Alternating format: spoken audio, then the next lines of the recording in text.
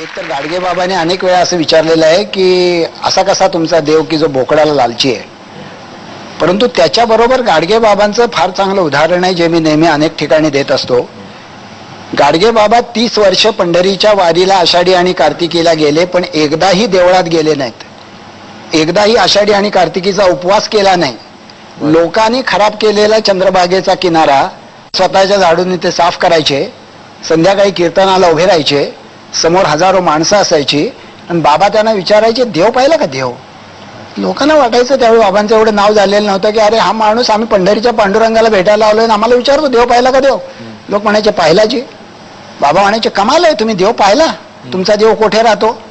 लोकांना वाटायचं याला काहीच माहित नाही. ते म्हणायचे अरे आमचा देव देवळात राहतो, तो रंगाने सावळा आहे, तो विटेवर उभा आहे, त्याच्या कटीवर हात आहे, त्याच्या बाजूला रखमाई आहे. बाबा म्हणायचे कमाल आहे, तुमचा देव देवळात राहतो, माझा देव माझ्या मनात राहतो. तरी लोकांना काही कळायचं नाही. मग आपल्या मिश्किल वराडी शैलीमध्ये बाबा असं म्हणायचे, तुम्हाला देवाले आंघोळ करते की नाही? लोक म्हणायचे करते. तर बाबा म्हणायचे तुम्हाला देवाले आंघोळ कोण घालते? लोक म्हणायचे आम्हीच घालतो जी. बाबा म्हणायचे अरे जे तुमचे देवाले स्वतःची आंघोळ स्वतःले करता येत नाही तो तुम्हाला तुमच्या भाग्याची आंघोळले काय घालणार?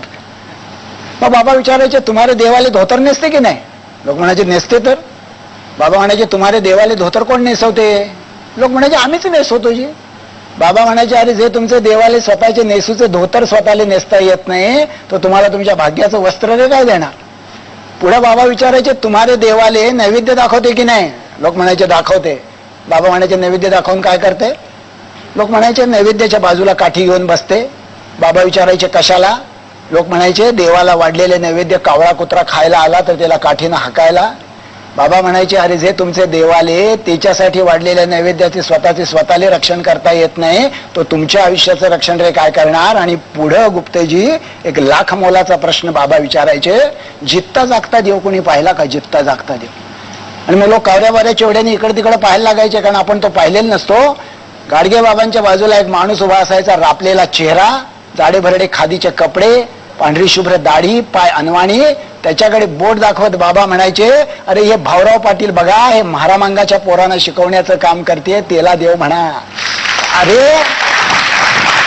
ते गांधी बाबा बघा, ते देशासाठी मरते, त्याला देव म्हणा. अरे अडाण्याला शिक्षण द्यावं, बेघराला घर द्यावं, रंजल्या गांजलेल्याची सेवा करावी, मुक्या प्राण्यावर दया करावी. बाप हो देव याच्यात राहतो. बाप हो देव देवळात राहत नाही, देव आपल्या मनात राहते. देवळात फक्त पुजाऱ्याचे पोट राहते.